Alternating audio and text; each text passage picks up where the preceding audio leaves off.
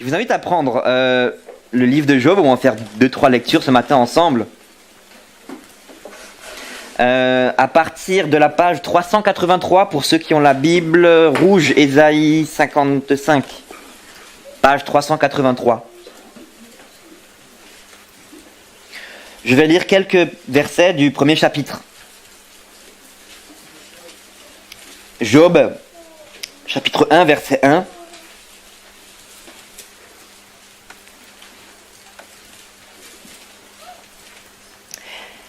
Il y avait dans le pays d'Ouz un homme qui s'appelait Job, et cet homme était intègre et droit, il craignait Dieu et se détournait du mal. Il lui naquit 7 fils et 3 filles.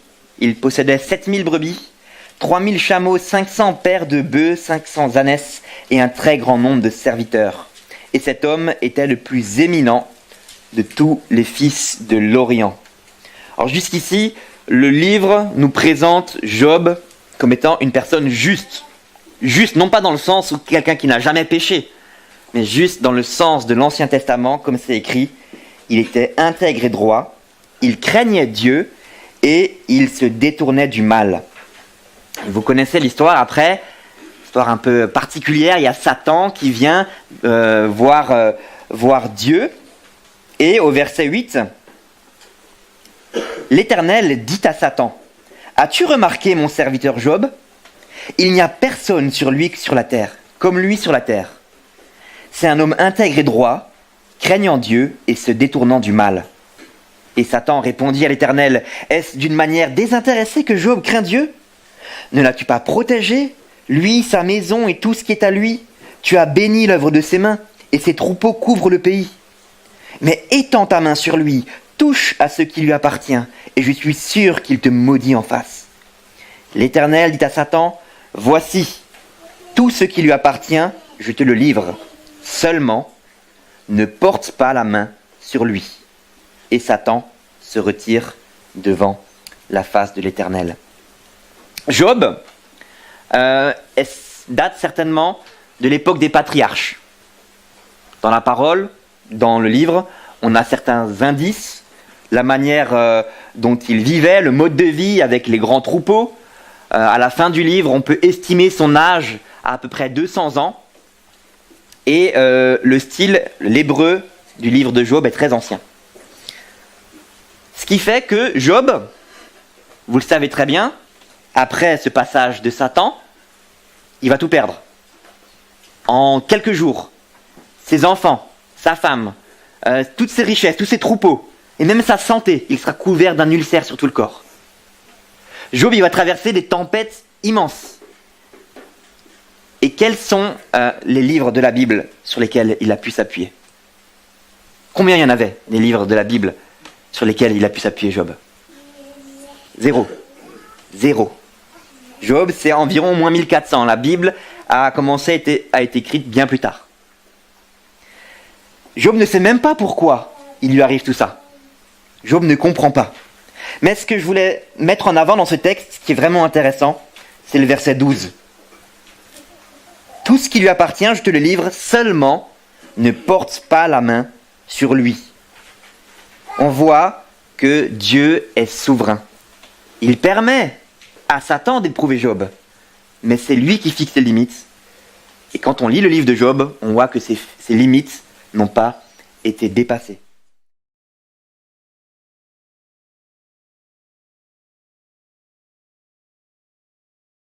Si vous continuez dans le livre de Job, s'ensuit 3 cycles de discussion entre lui et ses amis. On y voit Job douter. On y voit Job souffrir. On y voit Job être accablé en plus des paroles de ses amis qui ne l'aident pas du tout. On voit Job qui, à un moment donné, dit même qu'il aurait préféré ne pas naître. Mais qu'est-ce qu'on y voit aussi ? Et surtout, on y voit la foi de Job qui grandit au fil des chapitres. Jusqu'à arriver à ce tournant du livre, au chapitre 19. Donc à partir de la page 383, vous pouvez tourner quelques pages. Au chapitre 19, à la fois on a l'impression que c'est le moment où Job est le plus mal, et pourtant il y a ces versets 25 à 27 que je vais lire. Bon, d'abord, regardons le verset 2. Il parle à ses amis. « Jusqu'à quand affligerez-vous mon âme et m'écraserez-vous de vos discours ?» Au verset 18. « Je suis méprisé, même par des enfants. Si je me lève, je reçois leurs insultes. Ce que j'avais pour confident m'ont en horreur. Ce que j'aimais se sont tournés contre moi. Mes os sont attachés à ma peau et à ma chair. Il ne me reste que la peau et les dents. » Etc. Et pourtant, verset 25. « Mais je sais que mon Rédempteur est vivant. Il se lèvera le dernier sur la terre. Quand ma peau sera détruite, il se lèvera. Après que ma peau aura été détruite, moi-même, je contemplerai Dieu. Je le verrai, et il me sera favorable. Mes yeux le verront, et non ceux d'un autre. Mon âme languit d'attente au-dedans de moi. » Quel merveilleux verset. Rappelons-nous, Job, il n'avait aucun livre de la Bible. Et pourtant, il avait déjà l'espérance d'un Rédempteur. L'espérance et l'assurance même, il sait qu'un jour, il verra son Dieu. Il sait qu'un jour, Dieu agira pour lui rendre justice. Et ce qu'il est en train de dire là, c'est, même si ce n'est pas pendant sa vie, il sait que cela arrivera. Mieux encore, il sait qu'il verra son Dieu, son Rédempteur. Satan a voulu détruire la foi de Job. Et on voit à ce moment-là du livre la foi de Job qui est fortifiée. Et nous savons, bien mieux que Job, avec la Bible complète, avec l'œuvre de rédemption de Jésus-Christ sur la croix, nous savons qui est ce Rédempteur, qu'il est vivant, et aussi que nous le verrons.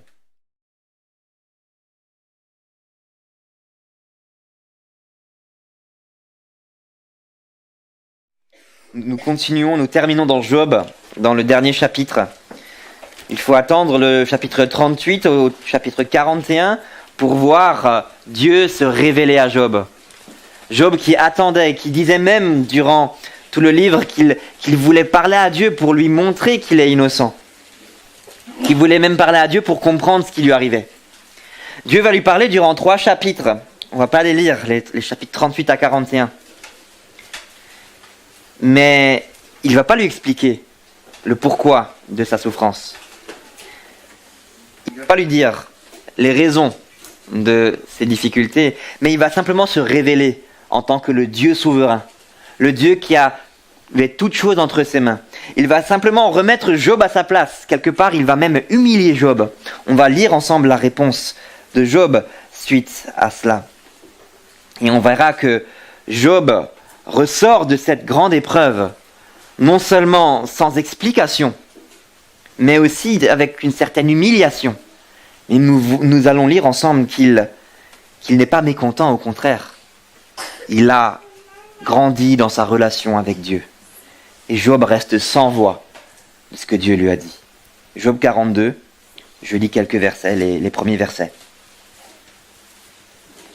Job répondit à l'Éternel et dit : « Je reconnais que tu peux tout et que rien ne s'oppose à tes pensées. » Plus tard au verset 3. « Oui, j'ai parlé sans les comprendre des merveilles qui me dépassent et que je ne conçois pas. » Et au verset 5 et 6. « Mon oreille avait entendu parler de toi, mais maintenant mon œil t'a vu. C'est pourquoi je me condamne et je me repens sur la poussière et sur la cendre. » Job est dans une attitude d'humilité et en même temps dans une attitude d'émerveillement. Et je pense que cela devrait être notre attitude. Plus facile à dire qu'à faire, surtout quand la difficulté est là. Mais c'est avec ces paroles de Job que j'aimerais prendre un dernier chant avant les lectures pour la prédication dans les « À toi l'honneur ».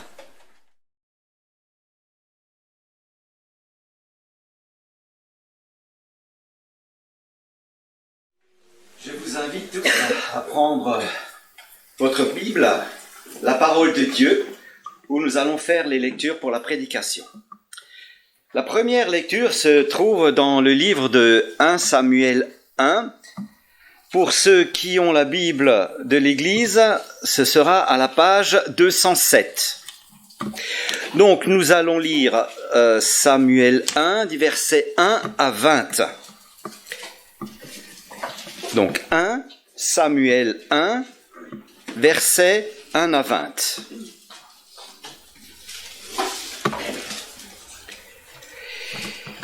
Il y avait un homme de Ramathaim d'Éphraïm, Tsophim, de la région montagneuse d'Éphraïm, du nom d'Elkana. Il était le fils de Jéroham, fils d'Élihu, petit-fils de Tohu et arrière-petit-fils de Tsuf. Il était éphraïmite. Il avait 2 femmes. L'une s'appelait Anne, l'autre Pénina. Pénina avait des enfants, tandis qu'Anne n'en avait pas. Chaque année, cet homme montait de sa ville jusqu'à Silo pour adorer l'Éternel, le maître de l'univers, et lui offrir des sacrifices. Là se trouvaient les 2 fils d'Éli, Ophni et Phiné, qui étaient prêtres de l'Éternel. Le jour où Elkana offrait son sacrifice, il donnait des portions à sa femme Pénina et à tous les fils et toutes les filles qu'il avait d'elle. Mais à Anne, il donnait une portion double, car il l'aimait, même si l'Éternel l'avait rendue stérile. Sa rivale la provoquait pour la pousser à s'irriter de ce que l'Éternel l'avait rendue stérile. Et toutes les années, il en allait de même. Chaque fois qu'Anne montait à la maison de l'Éternel, Pénina la provoquait de la même manière. Alors elle pleurait et ne mangeait pas. Son mari Elkana lui disait « Anne, pourquoi pleures-tu et ne manges-tu pas? Pourquoi ton cœur est-il attristé? Est-ce que je ne vaux pas pour toi mieux que 10 fils ?» Anne se leva après que l'on eut mangé et but à Silo. Le prêtre Élie était assis sur son siège près de la porte du temple de l'Éternel. L'amertume dans l'âme, elle pria l'Éternel et pleura abondamment. Elle fit le vœu suivant. « Éternel, maître de l'univers, si tu consens regarder la détresse de ta servante, si tu te souviens de moi, si tu n'oublies pas ta servante et lui donnes un fils, je te le consacrerai.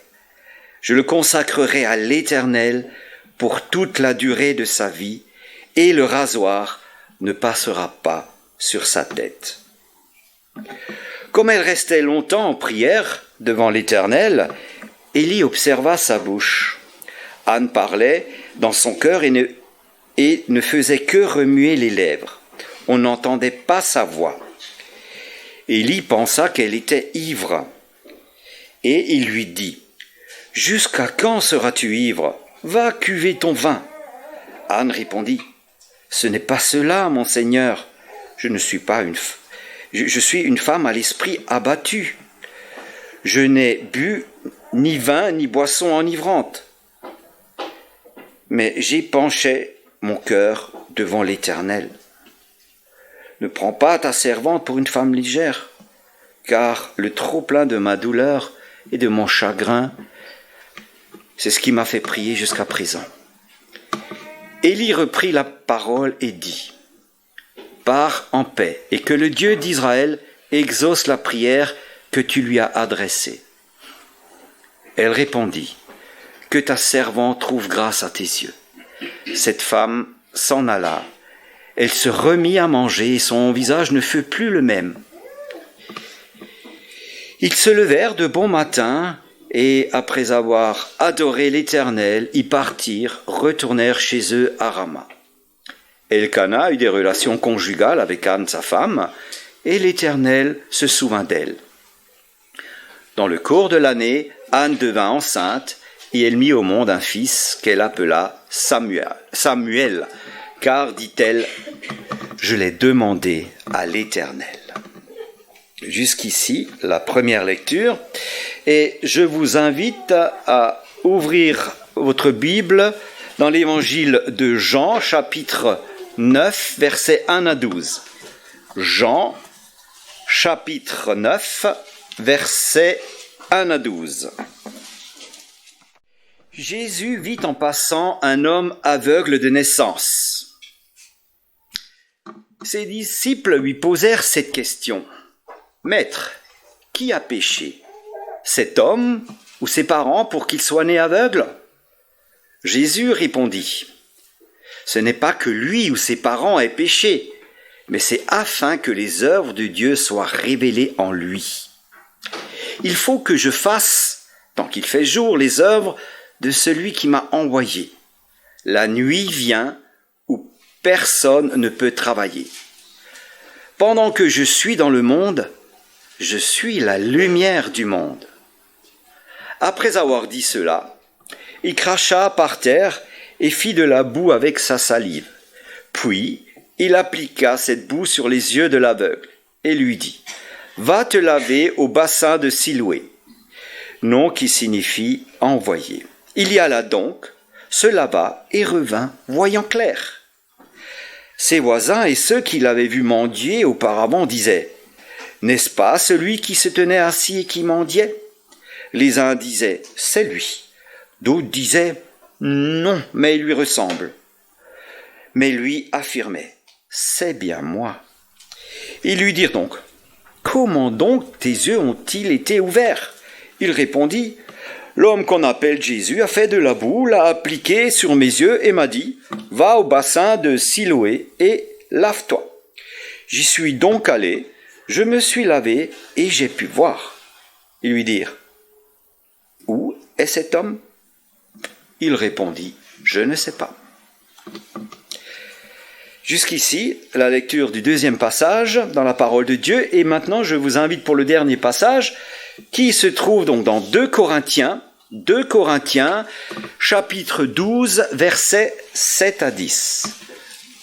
2 Corinthiens, chapitre 12, versets 7 à 10. C'est Paul qui parle. « Et pour que je ne sois pas rempli d'orgueil à cause de ces révélations extraordinaires, j'ai reçu une écharpe dans le corps, un ange de Satan pour me frapper et m'empêcher de m'enorgueillir. 3 fois j'ai supplié le Seigneur de l'éloigner de moi. Il m'a dit, ma grâce te suffit, car ma puissance s'accomplit dans la faiblesse. Aussi, je me montrerai bien plus volontiers fier de mes faiblesses, afin que la puissance de Christ repose sur moi. C'est pourquoi je me plais dans les faiblesses. Je me plais dans les insultes, dans les détresses, dans les persécutions, dans les angoisses pour Christ. Car quand je suis faible, c'est alors que je suis fort. Jusqu'ici, la lecture de la parole de Dieu. Et si vous voulez bien, nous allons nous incliner dans la prière. Père éternel, ô notre Dieu, comme nous avons déjà pu te le dire, le chanter, te louer, t'adorer, tu es magnifique, tu es merveilleux. Et nous voulons te remercier pour ta merveilleuse parole.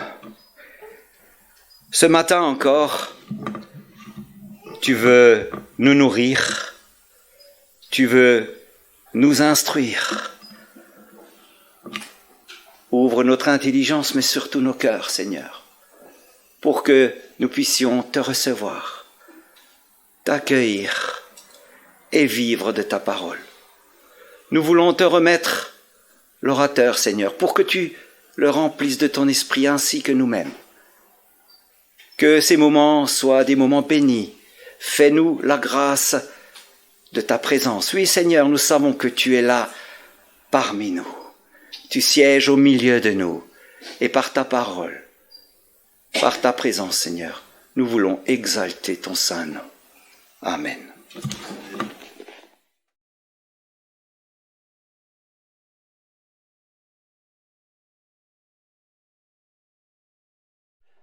Alors bonjour à tous, vous qui êtes ici et vous qui nous suivez de loin. Comme vous l'avez certainement remarqué au travers des textes que nous venons de lire, ce matin, ces textes nous parlent de souffrance.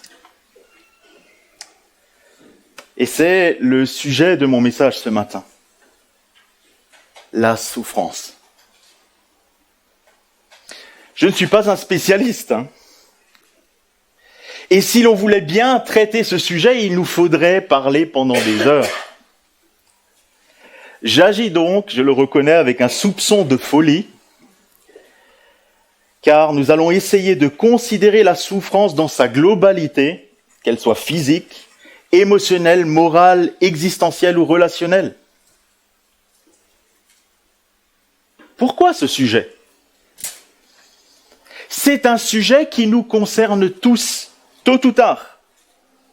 Et de nombreuses personnes autour de nous souffrent en ce moment de maladies très éprouvantes.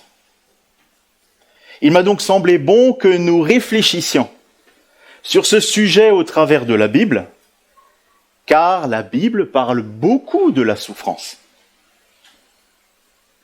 Au fond, il nous faut accepter cette évidence. Pour chaque être vivant, vous et moi, grand ou petit, il n'y a rien de plus sûr que la souffrance. Un jour, nous allons souffrir. Si vous n'avez encore jamais souffert, c'est peut-être que vous êtes trop jeune.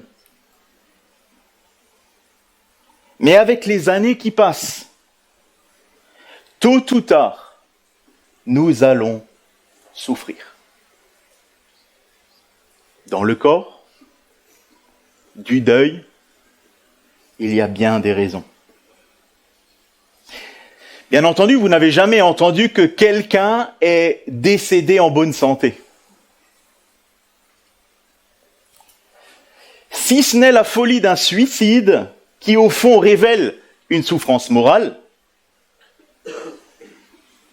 mais si le Seigneur nous prête vie, nous aurons des problèmes peut-être cardiaques, nous aurons peut-être un cancer, nous souffrirons peut-être d'Alzheimer, voire si nous vivons assez vieux, les trois à la fois.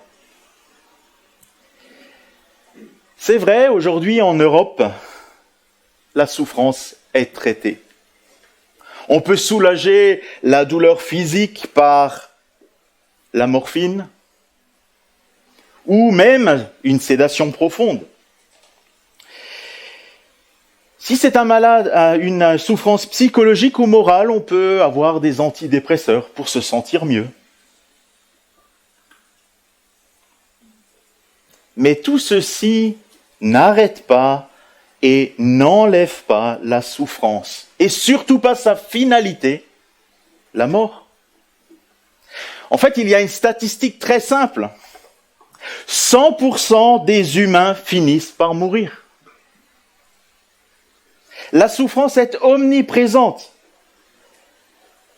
bien que gardée dans un certain sens dans l'ombre, parce qu'on n'aime pas parler de ces choses. C'est des sujets fâcheux pour les personnes qui nous entourent. Pourtant, les médias ne peuvent nier ni la guerre, ni les menaces ou les catastrophes naturelles, ni les actes terroristes. Alors, nous, chrétiens, enfants de Dieu, avec la parole de Dieu en main, considérons un instant la souffrance. Et pour y réfléchir, nous allons considérer celle de 4 personnes. Anne, le premier passage, l'aveugle-né, le deuxième passage, l'apôtre Paul, le troisième passage, et Job, dont nous avons entendu l'histoire dans l'introduction. Et nous allons faire cela en 3 points. Tout d'abord, les raisons. Ensuite, nous allons voir de mauvaises conclusions face à la souffrance. Et ensuite, nous allons voir un regard vers l'éternité.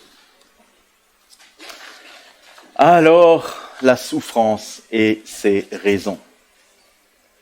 Dans nos lectures, nous trouvons des personnes qui souffrent d'une manière ou d'une autre. On peut légitimement se demander quelles en sont les raisons.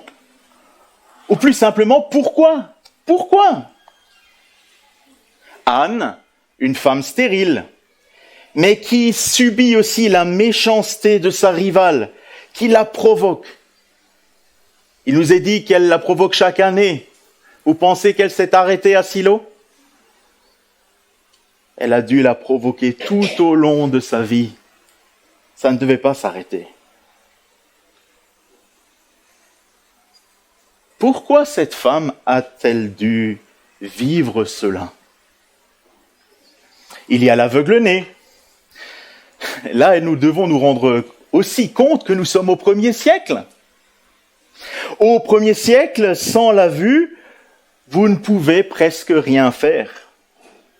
La plupart des malades, des estropiés, des aveugles étaient emmenés un matin à un endroit où ils mendiaient toute la journée. Parce qu'il n'y avait pas de braille, il n'y avait pas de bande de guidage sur les trottoirs, pas d'assistance auditive, pas de Siri. Siri, dis Siri, quelle heure est-il ? Voilà, forcément, ça ne marche pas. Hein ? Dis Siri, quelle heure est-il ? Il est 10h54. Voilà. Ils n'avaient pas de Siri. À l'époque, les aveugles étaient des mendiants. Pourquoi devaient-ils vivre ainsi ? Pourquoi tant de dureté envers ces personnes ? Puis il y a l'apôtre Paul. Il souffre d'un mal qui nous est inconnu. On ne sait pas exactement ce qu'il avait. D'innombrables explications ont été proposées. Les tentations incessantes, des adversaires tenaces, des maladies chroniques, peut-être problème de vue, peut-être paludisme, peut-être migraine, peut-être crise d'épilepsie, problème d'élocution. Personne ne le sait, on ne peut pas le dire. Probablement c'était physique. Pourquoi doit-il souffrir de cette affection ? Pourquoi ? Le grand apôtre Paul, lui qui a apporté l'évangile à tant de personnes, pourquoi ? N'est-ce pas déjà assez de souffrir des moqueries, des mauvais traitements, de la persécution ? Non, il souffre encore dans son corps. Et enfin, celui que nous avons vu juste avant, il y a Job.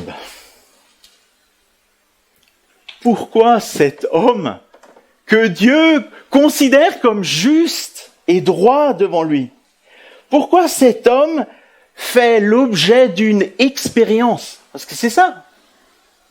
Le diable veut expérimenter et montrer combien il chutera. Et pour cela, il va perdre toutes ses richesses. Il va perdre ses enfants. Il va perdre sa santé. Le triplé gagnant. Plus de richesse, vivre le deuil et être éprouvé dans sa santé. Le triplé gagnant. Pourtant, cet homme ne perd pas courage. Il a été poussé par sa femme à maudire Dieu et à mourir. Mais Job lui répond simplement, « Quoi ? Nous recevons de Dieu le bien et nous ne recevrions pas de lui le mal ?» Cela ne nous empêche pas de nous demander au fond, « Pourquoi, Seigneur, as-tu permis qu'il souffre ainsi ?» Et nous avons parlé là de 4 personnes. Mais nous pouvons sortir du cadre biblique et nous dire aujourd'hui, en 2023, pourquoi tant de nos frères et sœurs, même dans l'Église, sont-ils touchés par des maladies, des cancers, des problèmes de santé ? Et malgré la prise en charge médicale, malgré l'assistance que nous avons aujourd'hui en 2023, ils souffrent ? Pourquoi faut-il qu'ils souffrent ainsi ? Et ce n'est pas fini. Nous pouvons penser aux catastrophes naturelles, le tremblement de terre qui a eu lieu en Turquie avec autant de morts et de personnes blessées. Nous pouvons penser à la guerre en Ukraine, qui nous menace. C'est une réalité. Nous pouvons penser aux pandémies. Nous en avons vécu une pendant de longs mois.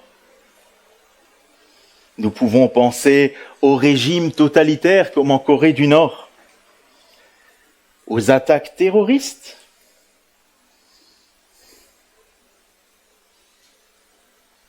Et souvent, quand on parle de la souffrance et qu'on parle de Dieu à quelqu'un, on nous répond « mais Dieu est injuste parce que c'est pas normal que des enfants souffrent ». Ça, c'est un sujet qui revient toujours sur la table.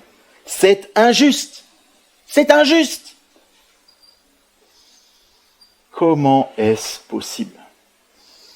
Alors on se pose la question « pourquoi ?» Mais avant de répondre à ce « pourquoi », il nous faut nous poser une autre question. Une question simple et fondamentale. Est-ce qu'il en a été toujours ainsi?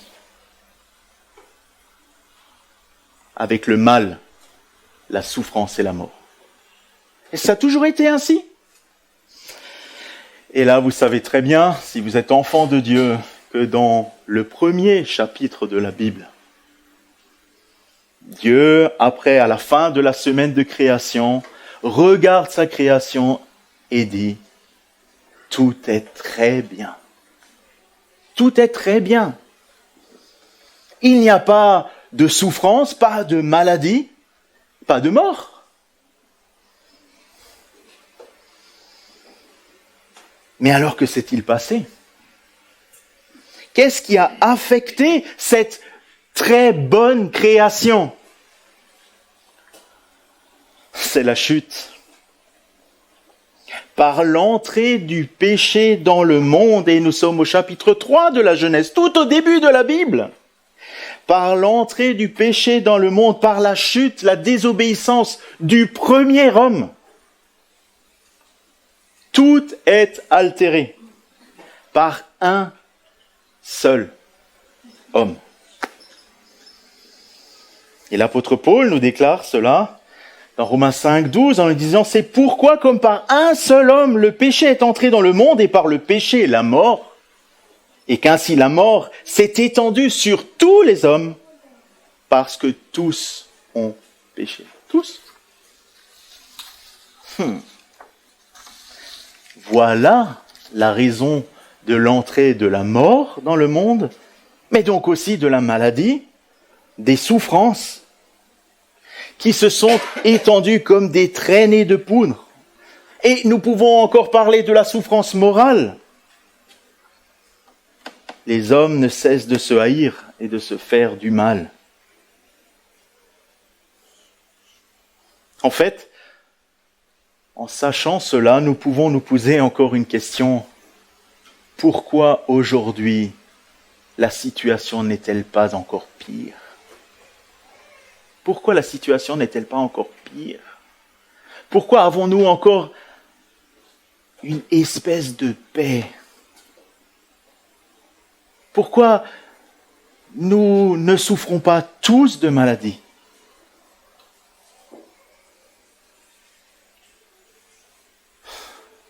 Parce que Dieu est patient. Dieu est patient, nous y reviendrons. Mais si je déclare cela, dehors, dans la rue, vous savez ce qui va se passer? Personne ne peut accepter cela. Personne ne peut accepter. Parce que, bien entendu, ah non, moi j'ai fait du tort, moi je suis pécheur. Non, c'est pas possible. Vous avez certainement eu ce genre de discussion avec les personnes qui vous entourent. On ne peut pas accepter la responsabilité de l'homme. On ne peut pas accepter même la responsabilité qui tombe naturellement sur un nouveau-né.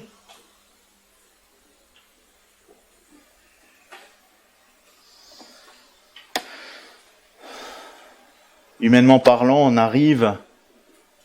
en arrive à des mauvaises conclusions, et ce sera mon deuxième point, des mauvaises conclusions.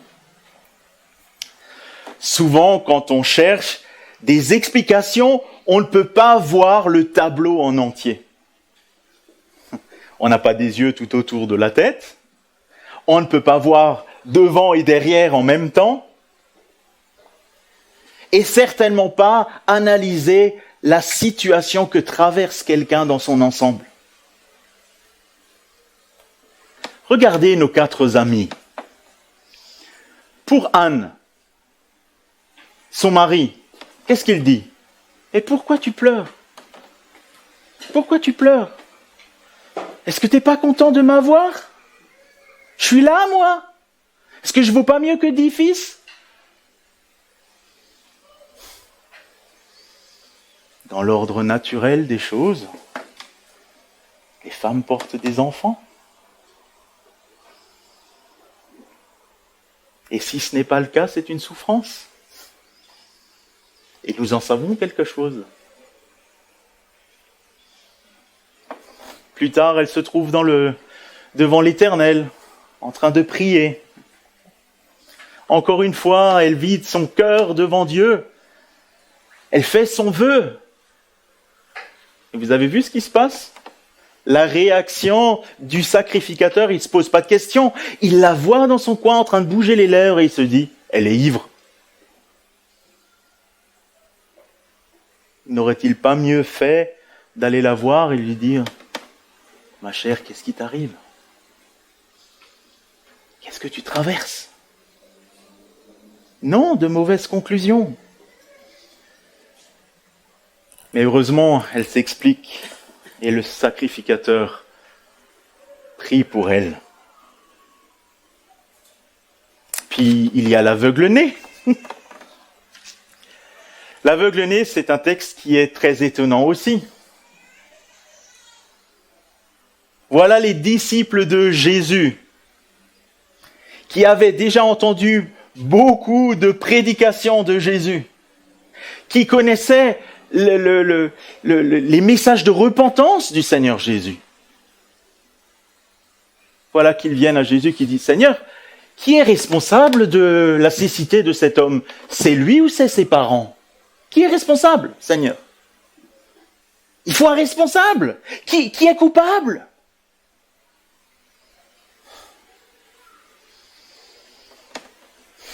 Mais pour Jésus, il y a bien une raison. Et ce n'est pas celle-là. Jésus dira, c'est afin que les œuvres de Dieu soient manifestées en lui. Il y a une raison. Comme il y a eu une raison pour Job, notre 4e ami.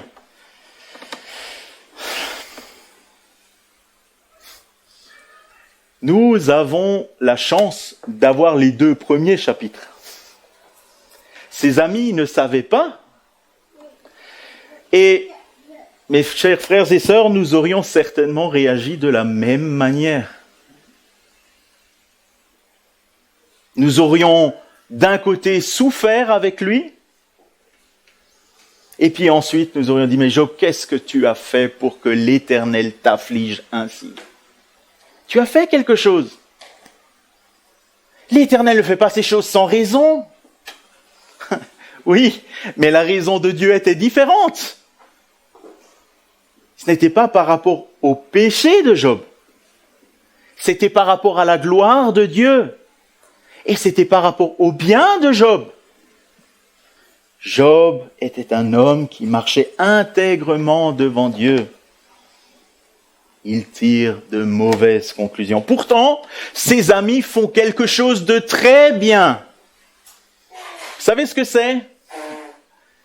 Au début, ils pleurent avec Job et ils se taisent pendant 1 semaine. Ça, c'est très bien. Et c'est peut-être ce que nous devons aussi apprendre à faire dans certaines situations. Nous taire et écouter notre frère, notre sœur qui souffre. Et nous savons que c'est difficile, nous aimons tellement parler, et celui qui vous parle aime bien parler.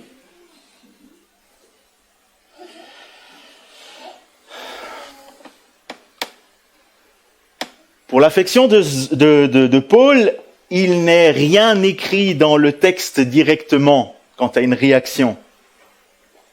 Mais il me semble que si nous avions été présents nous nous serions certainement demandé, mais comment cela se fait-il que cet homme qui a guéri tant de personnes soit malade et ne soit pas guéri? Il y a quelque chose qui cloche. Et si on va un peu plus loin dans l'histoire de Paul, dans Acte 28, quand il est emmené à Rome, vous savez qu'il échoue sur l'île de Patmos, et alors ils font un feu. Alors il prend des broussailles, il les jette sur le feu, c'est Paul, il les jette sur le feu, et une vipère sort et lui mord la main. Vous savez quelle est la réaction de ses amis? Certainement cet homme est pécheur, parce que comme il n'est pas mort dans la mer, Dieu a trouvé un autre moyen pour le faire mourir. Vous voyez la réaction? Mauvaise conclusion. Pourtant, Paul nous dit dans notre passage, 3 fois j'ai prié le Seigneur d'éloigner ce mal de moi. Et il m'a dit, ma grâce te suffit, car ma puissance s'accomplit dans la faiblesse.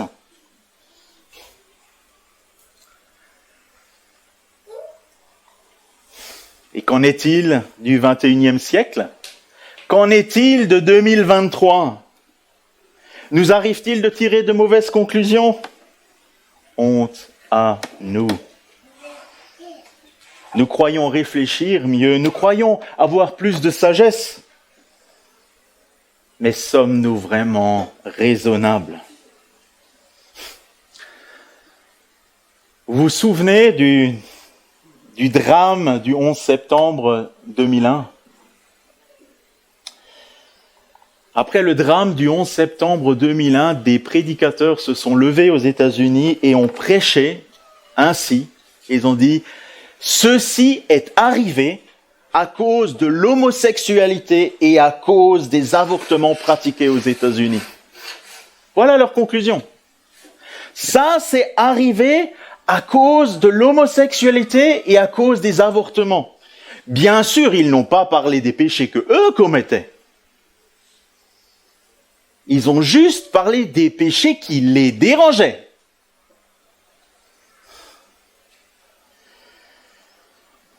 Ces prédicateurs se sont repentis de leur attitude. Et il me semble que ce drame du 11 septembre et bien des drames doivent nous faire penser au passage de Luc 13, versets 1 à 5. Ça va vous parler, parce qu'il est aussi question d'une tour. Je vais le lire. En ce même temps, quelques personnes qui se trouvaient là racontaient à Jésus ce qui était arrivé à des Galiléens dont Pilate avait mêlé le sang avec celui de leur sacrifice. Et Jésus leur répondit, « Croyez-vous que ces Galiléens aient été de plus grands pécheurs que les autres Galiléens parce qu'ils ont souffert de la sorte? Non, vous dis-je. Mais si vous ne vous repentez, vous périrez tous également. » Et Jésus ajoute, « Ou bien les 18 personnes sur qui est tombée la tour de Siloé et qu'elle a tué, croyez-vous qu'elles étaient plus coupables que tous les autres habitants de Jérusalem? Non, je vous le dis. Mais si vous ne vous repentez, vous périrez tous également. » Et c'est là ce qu'auraient dû dire nos chers prédicateurs au lendemain du 11 septembre. Ceux qui sont morts dans les tours étaient coupables, certainement, mais pas plus que les autres, parce que nous sommes tous pécheurs et perdus devant Dieu, tous. Nous méritons tous la condamnation, tous la mort. Et nous pourrions dire avec le Seigneur, « Mais si vous ne vous repentez, vous périrez tous également. » Vous savez bien, il est tellement facile de pointer notre prochain du doigt. Vous connaissez l'histoire de la paille et de la poutre? Dans notre groupe de maison, nous avons un peu souri et nous nous sommes imaginé un outil que nous allons accrocher à l'entrée de l'église. C'est un arrache-poutre. Comme ça, chacun, avant de venir dans la salle, le dimanche matin, peut se faire arracher la poutre qu'il a dans son œil. Oui, c'est un peu humoristique, mais c'est tellement vrai. On a tellement tendance à regarder sur les autres et à oublier notre culpabilité, notre péché.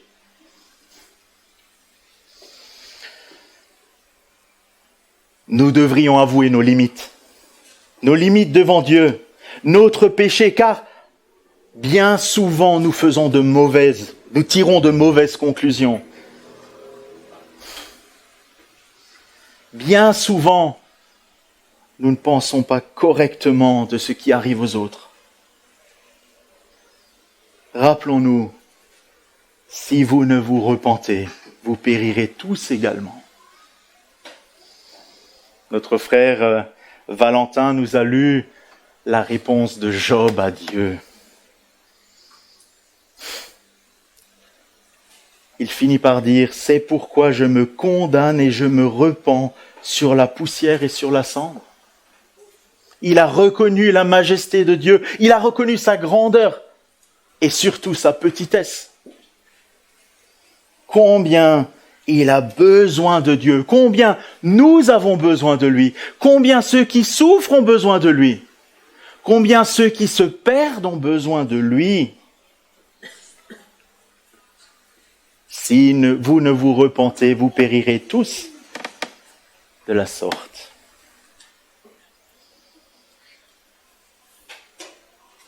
Alors, au lieu de chercher une responsabilité, soyons de bons amis.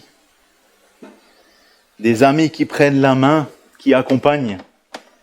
Des amis qui se taisent, qui ferment leur bouche. Et je sais que c'est difficile de fermer la bouche d'un bavard tel que moi, pour ne pas dire de paroles insensées.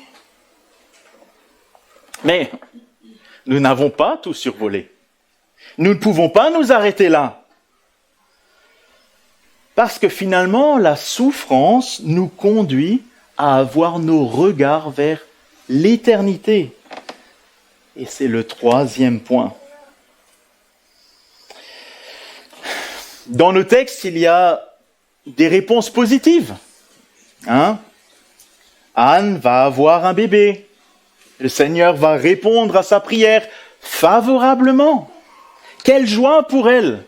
Et ce bébé va devenir un grand homme d'Israël qui va servir Dieu et qui va faire de grandes choses. Samuel. L'aveugle-né, il va être guéri aussi. Ses amis ne seront plus sûrs de savoir si c'est lui ou non, tellement c'est improbable que quelqu'un qui est né avec la cécité puisse être guéri. C'est lui, non, c'est pas lui, non. Mais le Seigneur le relève. Et c'est encore la gloire de Dieu qui est montrée, qui éclate au milieu de ce peuple, à cause de ce que Jésus a fait. Il y a Job. Job qui va d'un côté retrouver ses richesses, sa situation. Il va même avoir d'autres enfants. Mais vous pensez que le deuil de ses 10 premiers enfants ne reste pas au travers de sa gorge? Vous ne pensez pas que la mort de ses serviteurs ne reste pas au travers de sa gorge? Bien qu'il a été rétabli et qu'il peut être heureux, il y a une souffrance morale qui est là. Il continue de souffrir. Et puis il y a Paul. Et il y a beaucoup de personnes qui sont dans la situation de Paul. On souhaite, on prie pour une guérison et elle ne vient pas. La réponse de Dieu, c'est « Ma grâce te suffit ». Et c'est toute notre problématique. C'est nous avons tendance à nous arrêter à cette vie, à nos biens, à notre bien-être, à notre santé, à nos voyages, à nos richesses, à notre famille. On s'arrête sur cela. Et on oublie que Dieu a un plan pour la suite. Je dis cela et je vois beaucoup de cheveux gris devant moi. Vous savez, moi, je les coupe comme ça, ils ne se voient pas. Mais n'est-ce pas, les amis qui ont des cheveux gris, la pensée de l'éternité vient. Le temps passe plus vite.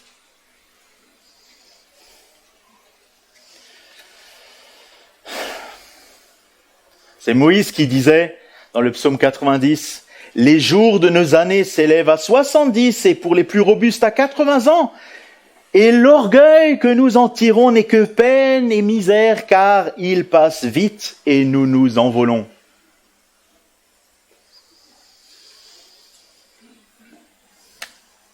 Pour les plus petits d'entre nous, certains, les plus petits, ils ont 10 fois moins d'années que nous, des fois même 20 fois moins d'années que nous.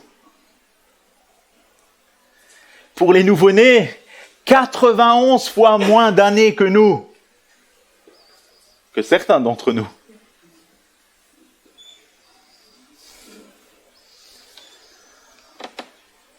Et plus le temps passe, et chacun des aînés et chacun des adultes a la même expérience.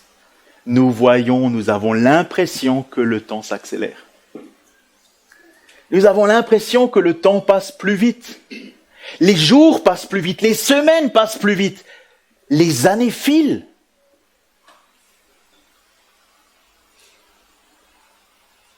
Pourtant, les secondes font encore la même durée. Ça n'a pas changé. Mais Moïse a eu une bonne révélation de Dieu quand il a dit « Ces années passent vite et nous nous envolons ». Un peu plus loin, il dira, verset 12 du psaume 90, « Enseigne-nous à bien compter nos jours afin que nous appliquions notre cœur à la sagesse. » Et peut-être à regarder à Dieu et à l'éternité. Nos amis, pour certains, ont été rétablis, mais vous savez ce qu'ils ont tous en commun ? Ce qu'Anne a en commun avec l'aveugle-né, avec Job et avec Paul, ils ont tous quelque chose en commun. Ils sont tous morts.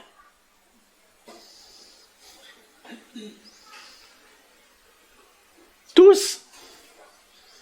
Il n'y a que très peu d'exceptions dans la Bible de personnes qui ont été prises par Dieu de leur vivant.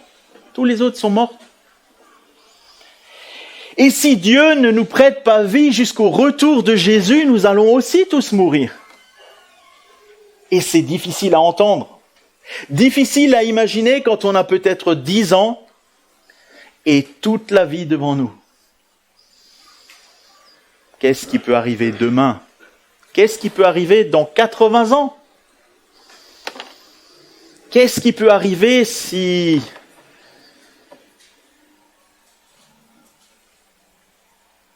le président russe décide d'appuyer sur le petit bouton ?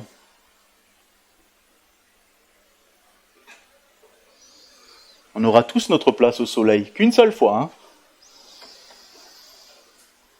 Et puis nous serons rayés de la carte. Notre vie est entre les mains de Dieu. Mais si le Seigneur nous prête vie, nous allons vieillir. Et en vieillissant, nous allons souffrir, tôt ou tard. Ça paraît de la science-fiction. J'ai 47 ans. Déjà été l'une ou l'autre fois devant la mort, plusieurs fois à l'hôpital à cause de souffrance. Ça a commencé assez tôt.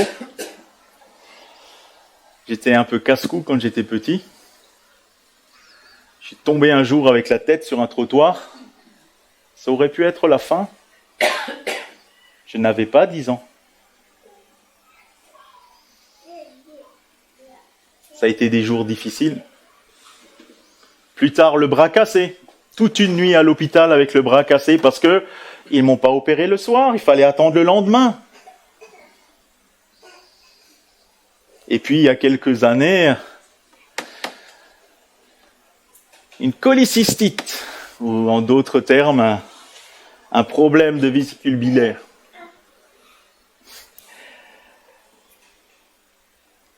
Les femmes qui ont eu ce problème-là savent que c'est à peu près la même douleur que d'enfanter un enfant. Très douloureux. Pourtant, ça n'a pas duré très longtemps. Mais certains continuent de souffrir. Souffrent encore. Vous savez ce qui se passe quand on est dans le lit d'hôpital et qu'on souffre? On se dit, Seigneur, si c'est le moment, vas-y. Parce qu'on ne sait pas si on rentre.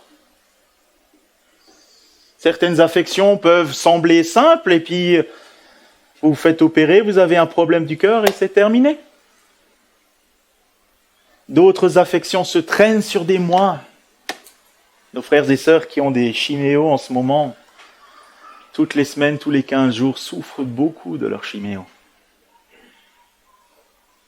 On va avoir discuté avec l'une ou l'autre. Finissent par dire, Seigneur, prends-moi,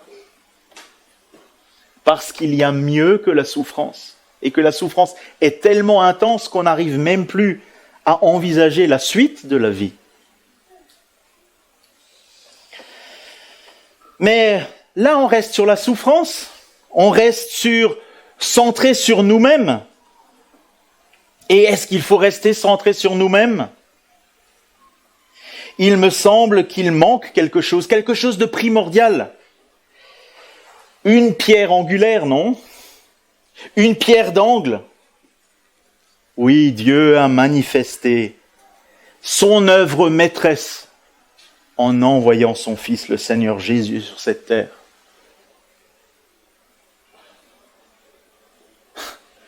Et vous savez ce qu'a fait Jésus ? Il a souffert à notre place sur la croix.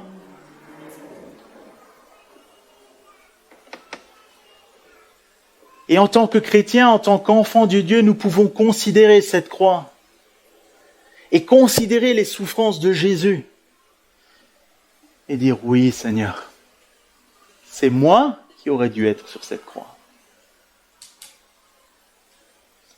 Parce qu'il y a pire qu'une cholécystite, pire qu'un cancer. Et nous le prenons tellement à la légère. C'est le péché. Un cancer, même grave, peut être guéri. Le péché ne peut pas être guéri par nos médecins. Il peut seulement être expié par Jésus. Et notre vie éternelle en dépend.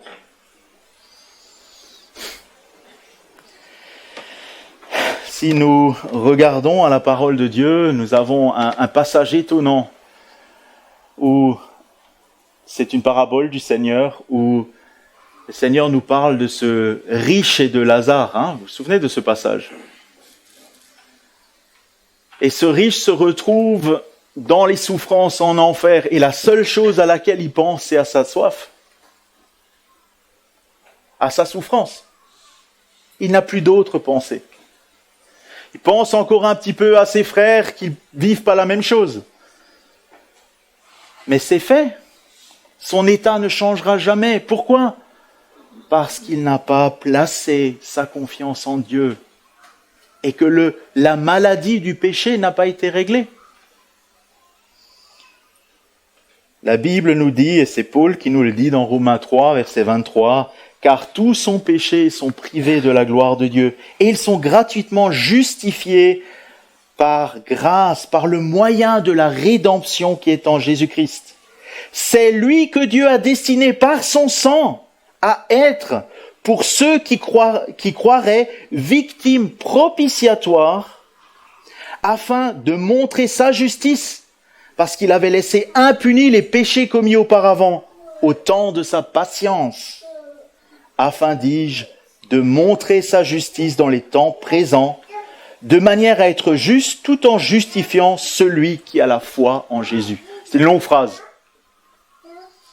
Simplement, plaçons notre confiance en Christ. Et maintenant, nous pouvons regarder en avant, quelles que soient les circonstances. Elles ne sont pas toujours évidentes, elles ne sont pas toujours faciles, il y aura encore de la souffrance, mais ça ne s'arrête pas. Et après la mort, il y a la félicité et plus la souffrance. La félicité dans la présence de Dieu. Soyez réconciliés avec Dieu, sinon vous souffrirez de même, vous serez condamnés de même, comme les gens de la tour de Siloé. Paul ajoutera, qui accusera les élus de Dieu dans Romains 8 ? C'est Dieu qui justifie. Qui les condamnera ? Christ est mort, bien plus, il est ressuscité. Il est assis à la droite de Dieu, où il intercède pour nous. Il a porté notre péché, il nous a justifiés, et maintenant il est encore en train d'intercéder pour nous. Quelle grâce! Vous vous imaginez ce que cela aurait été pour Job? Ce qu'il aurait encore rajouté à sa déclaration. Hein? C'est pourquoi je me condamne, je me repens dans la poussière et dans la cendre, et gloire à Dieu, tu as envoyé ton Fils. Il ne le savait pas encore que Dieu ferait cela. Gloire à Dieu, nous sommes totalement pardonnés. Gloire à Dieu, totalement justifiés. Oui, la souffrance doit nous faire absolument penser à l'éternité. Et donc, au lieu de nous rebeller à cause de cette souffrance, regardons à Jésus dans la repentance pour obtenir le pardon de nos péchés. Et maintenant, concluons. Je ne sais qu'il n'est pas facile de parler avec sagesse, et je vous ai dit tout à l'heure que c'est un brin de folie de parler de ce sujet de la souffrance en quelques minutes, et je ne prétendrai pas l'avoir fait correctement ce matin. Mais comme nous ne pouvons y échapper, il est important de ne pas l'ignorer. Ne faisons pas l'autruche. Rappelons-nous que le mal, la souffrance et la mort sont les conséquences du péché, de la chute. Et c'est à cause du péché qui est entré dans le monde par un seul homme que toute l'humanité a été gangrénée et qu'il y a aujourd'hui tant de souffrance.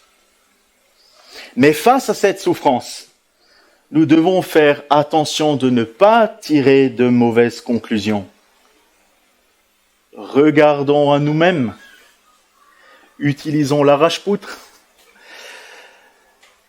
Plus sérieusement, regardons à nous-mêmes et ne condamnons pas les autres. Mais soyons des frères et sœurs qui encouragent, qui sont prêts à tenir une main, à dire du bien, à entourer avec amour. Parce que cette souffrance nous conduira inexorablement dans l'éternité. Hein? Rappelez-vous, si le Seigneur ne nous prête vie et s'il ne revient pas avant notre mort, nous allons mourir. Tous.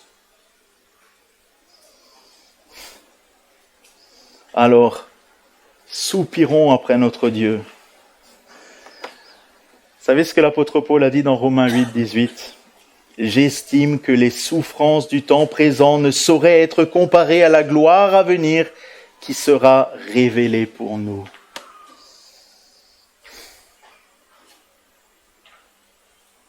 Et quand vous voyez vos chairs, quand nous voyons nos chairs qui souffrent, nous pouvons dire, oui, heureusement que l'apôtre Paul nous encourage ainsi. C'est pas comparable. Ce qui est à venir couvrira, dépassera, submergera ce que tu es en train de vivre. dans la présence de Dieu, nous vivrons dans la félicité pour toujours. Alors, cher ami, peut-être que tu ne connais pas le Seigneur. Je te dirais, gare à toi. Si tu ne te repens pas, si tu ne demandes pas pardon pour tes péchés, tu seras condamné à la souffrance éternelle. Parce qu'un jour, le Seigneur reviendra et il nous fera entrer.